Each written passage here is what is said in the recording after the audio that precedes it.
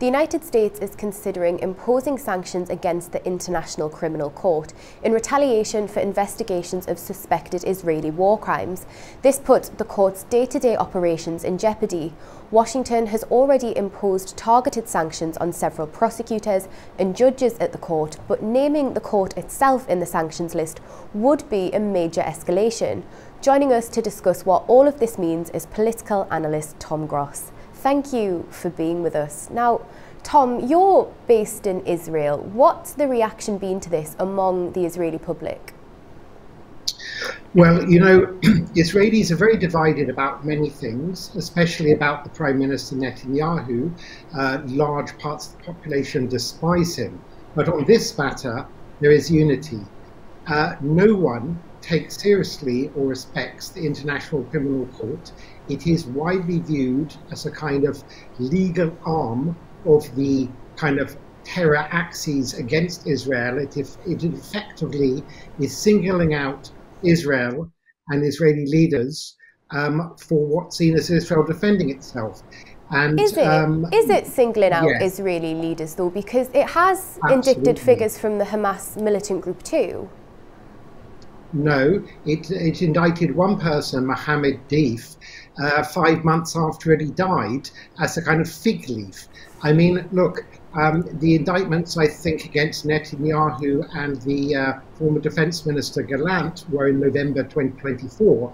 And the Palestinian from Hamas, who, by the way, is not a political leader, he was a specialist in lacing suicide bombs with kind of nails to rip through flesh of Israelis on buses and so on. So first of all, he should never have been paired with democratically elected leaders. But more to the point was, he was already dead. So Prosecutor Khan, who is absolutely biased, in the same way UNRWA is, they are not, they are the ones who are undermining international law. Now most countries have reinstated funding for UNRWA, as a UN-authorised independent review found that Israel had not provided credible evidence for its accusations against UNRWA. Well, that's nonsense. UNRWA itself has admitted that a number of its staff participated in the October 7th attack. Some of the hostages, for example, Emily Damari, who's a British-Israeli citizen who was seized from her flat, her apartment, she was held hostage in an UNRWA facility for several months in Gaza. So the only people defending UNRWA are the same people who de facto defend Hamas.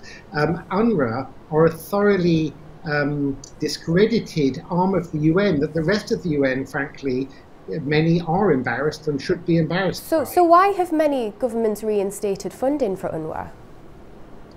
Well, because really under domestic pressure, in the feeling that you have radical elements, or you have indeed the media often reporting fake news that there's a lack of food in Gaza. There isn't a lack of food. There's a problem with distribution of food within Gaza, so that some Palestinians have not got enough. But there isn't a problem of food.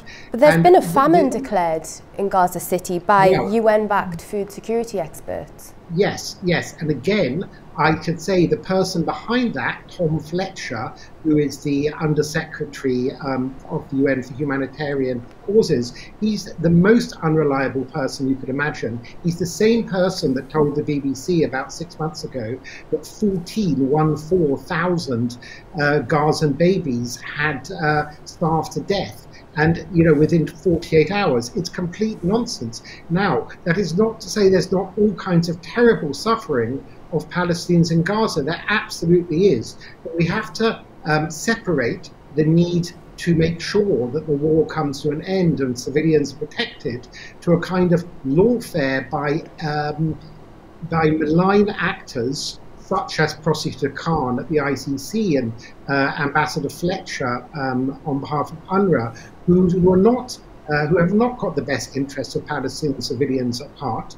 They are part of a kind of legal warfare campaign against Israel, which is one reason, as you mentioned in your introduction, that the United States, and it's not just Trump, it was the previous Biden administration too, are considering all kinds of measures against the ICC, not in order to stop international law, but to kind of restore international law and get these people who are perverting international law, like the ICC, out, remove them and have a impartial and proper court that would do its job.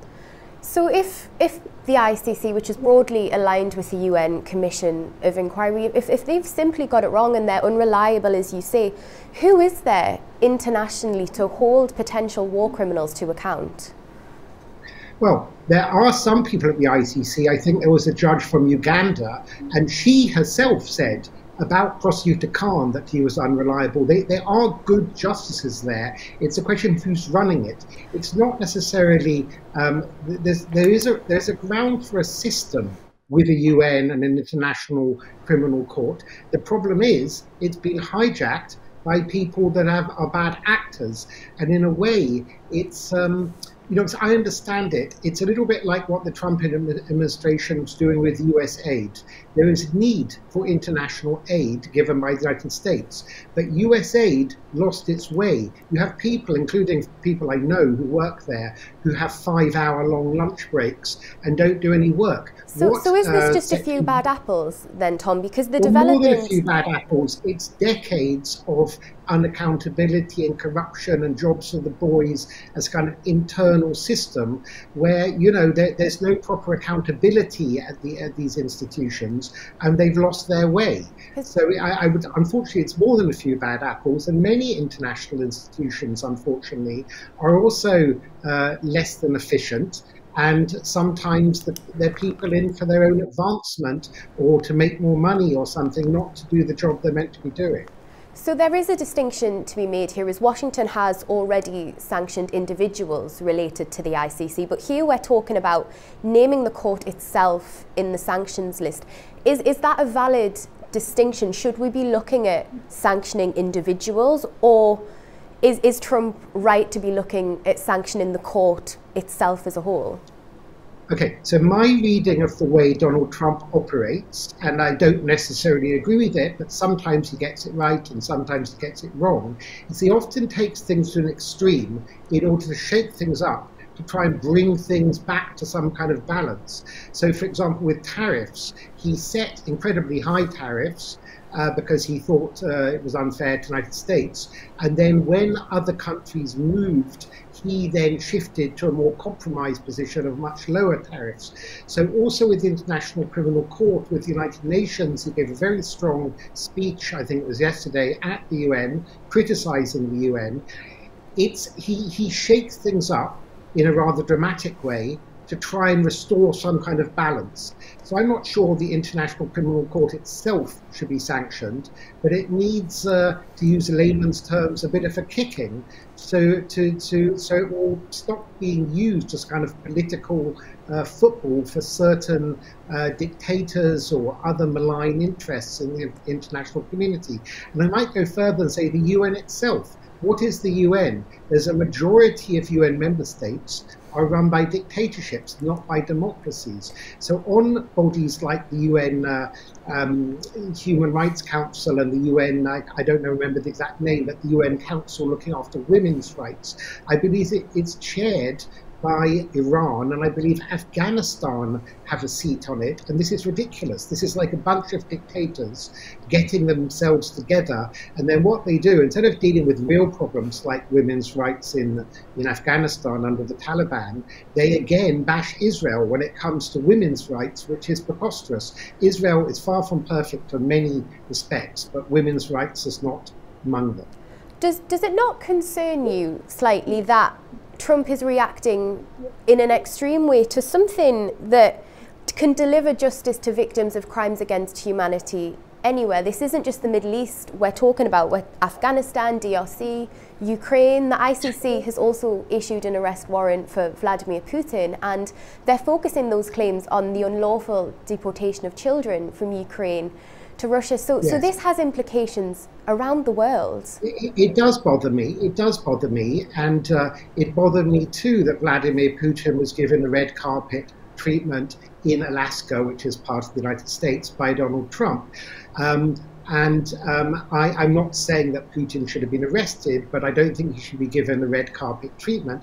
And I should point out that Netanyahu right now is en route to New York from the United Nations, and his plane has diverted so as not to fly over France and Spain, and rather go round kind of through the Mediterranean and around the coast of Spain and Portugal. And it's been rerouted in order to avoid France or Spain possibly forcing his plane down. So there are obviously repercussions for people, including Netanyahu, who have been indicted by the ICC. And clearly, international law is in a bit of a mess. Look, let me go back to Trump again. Trump said something very dramatic about NATO in his first term. He said, first of all, the NATO members should spend 2% of their defense budget, later 5%. Now, all I can say is, in a way, Trump hasn't destroyed NATO, he's rescued NATO, because other NATO members are now taking it more seriously and contributing to it. And likewise, possibly with the UN or ICC, Trump's not going to destroy these institutions. He's going to give them the shake-up they do in fact need in order to, make them more efficient, in order to exactly do that.